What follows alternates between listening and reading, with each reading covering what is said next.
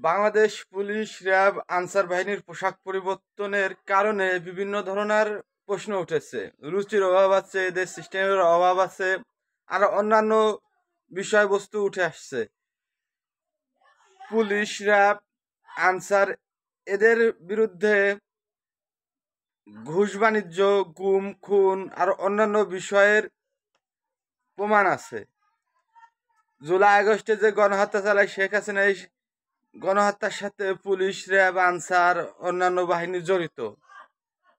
এই পোশাক পরিবর্তন করলে শুধু পরিবর্তন করা হবে, নাকি এদের যে স্বভাব চরিত্র ছিল আগেরকার সিস্টেমের, সেই সিস্টেমটাও পরিবর্তন করা হবে?